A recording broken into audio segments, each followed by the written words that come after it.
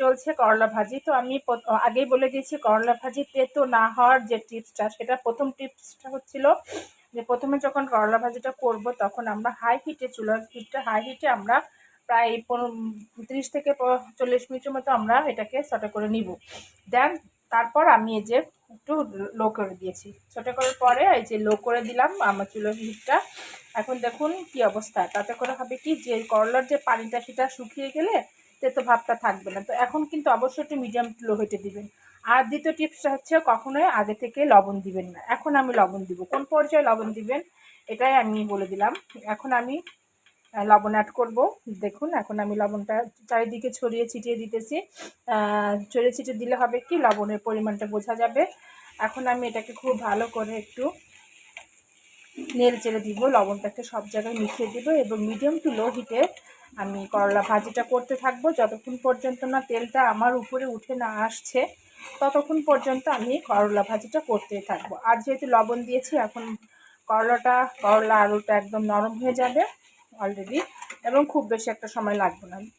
তো এই হচ্ছে আমার করলা ভাজির রেসিপি বলেন, টিপস বলেন, আর মজা হওয়ার কারণটাই বলে দিলাম। দেন এটা হতে থাকুক। আর এখানে আমি দেশি মুরগির ঝোল করতেছিলাম, সেটা দেখি কোন পর্যায়ে আছে। অলরেডি দেখুন আমি মুরগিটা কষিয়ে নিয়েছি খুব ভালোভাবে, তেলটাও বেশ সুন্দর করে উপরে উঠে এসেছে। এটাকে আবার আমি একটু নেড়ে চেড়ে দেয়। তো এটাকে নেড়ে চেড়ে দিয়ে দেন এখন আমি যেটা করব সেটা হচ্ছে আমি কিছুটা আলু কেটে রেখেছি, আমি একটু আলু দিয়ে এটাকে ঝোল করব। দেন দেখুন তেলটা কিন্তু খুব সুন্দর একটা ইয়ামি কালারও চলে আসছে, উপরে চলে আসছে। এখন আমি আলুগুলো দিয়ে দিব। ডুমো ডুমো করে আলুটা কেটে নিয়েছি, একটু বড় করে রেখেছি কারণ দেশি মুরগির ঝোলে আলুটা খেতে খুবই ভালো লাগে। তো এখন আমি এটাকে দিয়ে খুব ভালো করে একটু কষিয়ে নেব। আলু মুরগিটা একসঙ্গে আমি একটু মিনিট একের মতো কষিয়ে নেব। আর একটু তেলটা উপরে উঠে আসবে, মশলাটাও বেশ ভালো কষানো হবে। আর এদিকে দেখুন আমার অলরেডি হয়ে যাচ্ছে করলা ভাজিটা। তো ঠিক আছে, এটাই হচ্ছে আমার আজকের রেসিপি রান্না। আর এটাও অলরেডি আমার হয়ে আসতেছে, আমি বেশ ভালো করে কষিয়ে নিচ্ছি।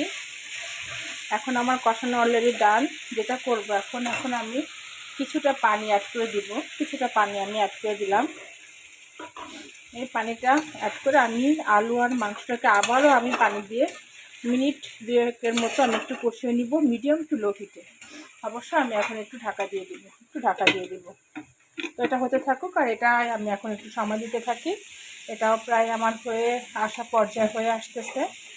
তো ঠিক আছে, এটাই ছিল আজকে আমার ইয়েস কিচেনের মেনুতে। তো রান্নার ফিনিশিং অবশ্যই আমি আপনাদের এক ঝলক দেখিয়ে দিব যে কেমন হলো আজকে আমার রান্নাটা। রান্নার আর কিছুই দেওয়ার নেই, সব কিছু অলরেডি দেওয়া হয়ে গিয়েছে। এখন একটু সময় দিব ওদেরকে প্রসেসিংয়ের জন্য। তো ঠিক আছে, ভালো থাকবেন, আমি আবারও ফিরে আসতেছি ফিনিশিং রাউন্ডে।